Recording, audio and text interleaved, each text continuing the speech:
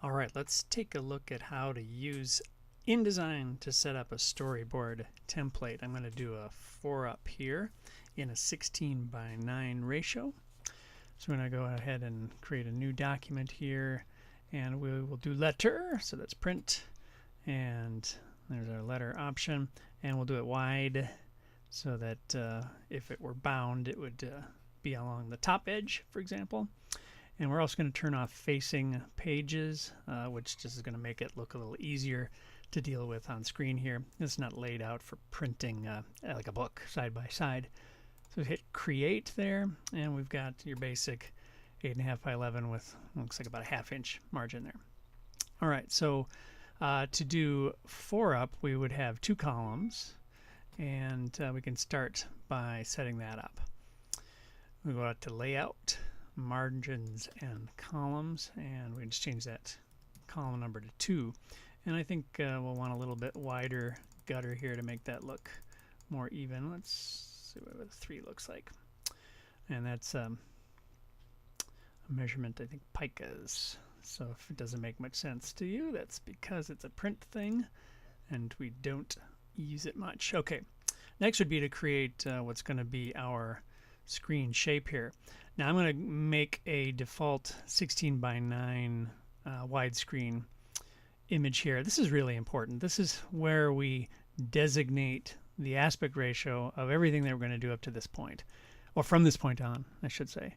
And you know, drawing something that fits a 2:3:5 aspect ratio is way different than drawing something that fits a 4:3 aspect ratio. So think of aspect ratio as to use a rock analogy, what guitar are you playing?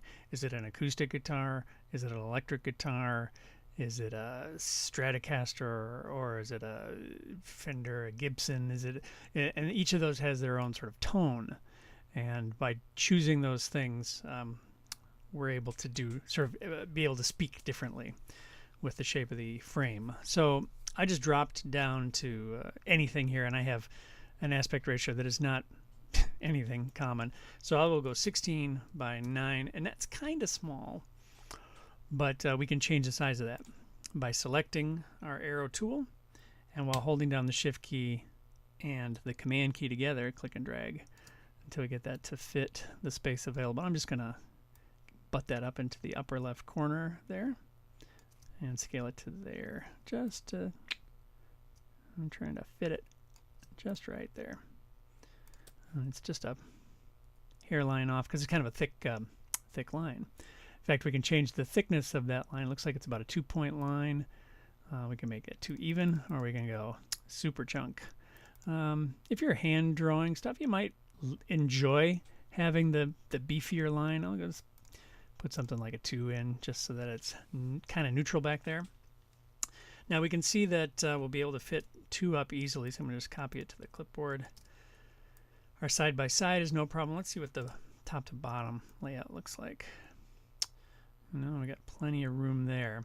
I'm interested in maybe dividing this page in half, but it's in pica, so I don't really know what the middle of that is. So I'm going to drag down my ruler. You'll notice that while I have my move tool selected, I just grab up anywhere inside the ruler to make a new guide.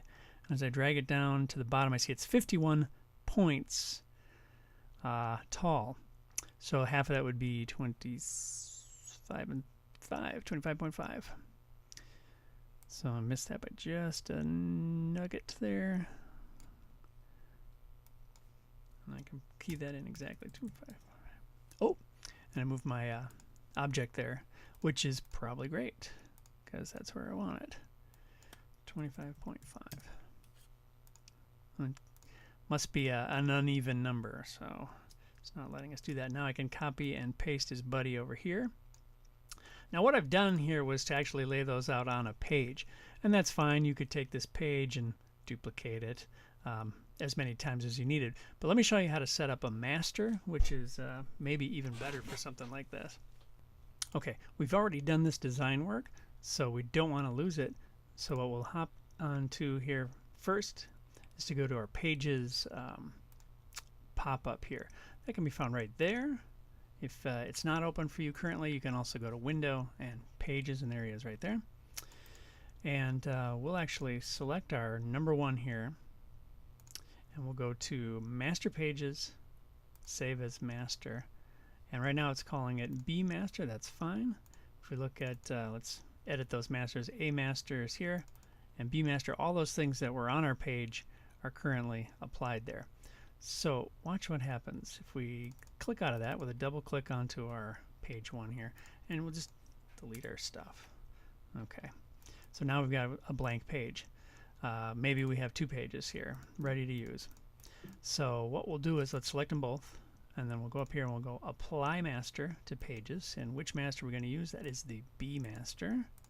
And now I've got that on all pages. And anytime we make a new one, looks like it's remembering our choice. So we've got that there and ready to go. What's great about a master is we can't manipulate that. That background stuff is there to stay, so we don't have to worry about picking it up accidentally and wrecking our layout. Also, if we're going to use text here, we can put our text directly in. Directly the text goes in. And by making a text box first, it will fill the space between those gaps pretty nicely. So we could say things like, this is a medium shot. The man approaches, and then that's the description of it there. Maybe we can number these things and so on.